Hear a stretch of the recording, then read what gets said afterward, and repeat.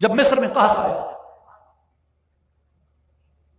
تو لوگوں نے وہاں ہیومن سیکریفائس کی ایک رسم تھی، یعنی انسانی قربانی، انسانوں کو قربان کرتے تھے.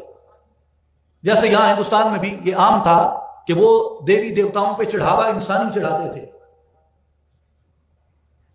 تو وہاں سے حضرت عمر کو خط آیا کہ لوگ لڑکیوں کو دریائے نیل میں ڈالنا چاہتے تھے کاٹ کے، تاکہ دریائے نیل اپنے بہاؤ پہ آ جائے،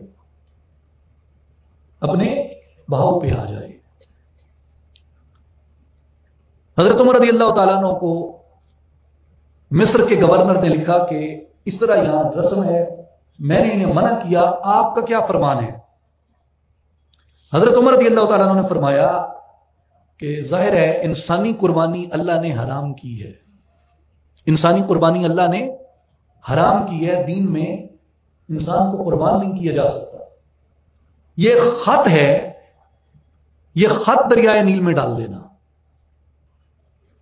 اب اس خط پہ حضرت عمر رضی اللہ تعالیٰ عنہ نے لکھا تھا من عبد اللہ عمر الی نیل اہل مصر، اللہ کے بندے عمر کی طرف سے مصر کے دریائے نیل کی طرف.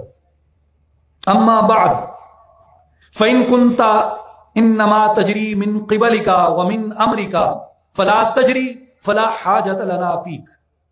اے نیل، اگر تو اپنی مرضی سے بہتا تھا، اپنے حکم سے چلتا تھا، تو آئندہ نہ چلنا، ہمیں تیرے چلنے کی کوئی ضرورت نہیں ہے.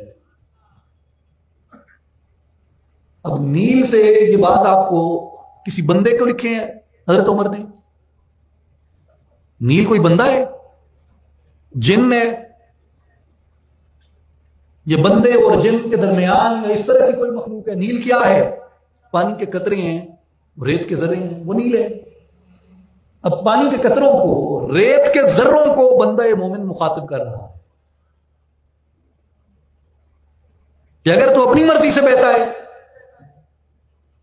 تو نہ بہ، ہمیں تیری ضرورت نہیں ہے. وَإِن كُنْتَ إِنَّمَا تَجْرِي بِأَمْرِ اللَّهِ الْوَاحِدِ الْقَهَّارِ، لیکن اگر تو اللہ واحد قہار کے امر سے بہتا ہے، وَهُوَ الَّذِي يُجْرِيكَ فَنَسْأَلُ اللَّهَ تَعَالَىٰ أَن يُجْرِيَكَ، تو وہی تجھے چلاتا ہے، بس ہم اللہ سے دعا کرتے ہیں کہ وہ تجھے رواں رکھے. مصر کا گورنر گیا، اس نے یہ حضرت عمر کا خط دریائے نیل میں ڈالا. ابن کثیر بیان فرماتے ہیں کہ دریائے نیل اپنے جو عام روٹین کا اس کا بہاؤ ہوتا تھا اس سے بھی 16 گز باہر جا کے بہتا رہا. تو یہ کرامت وہ اس ضمن میں بیان کرتے ہیں کہ اللہ نے اپنے اولیاء کو، اپنے بندوں کو یہ تاثیر عطا کی ہے کہ ان کا حکم پانی کے قطروں پہ بھی چلتا ہے، ریت کے ذروں پہ بھی چلتا ہے. قحط کی مصیبت آ جائے، مومن کا خط قحط کی مصیبت کو بھی ٹال دیتا ہے.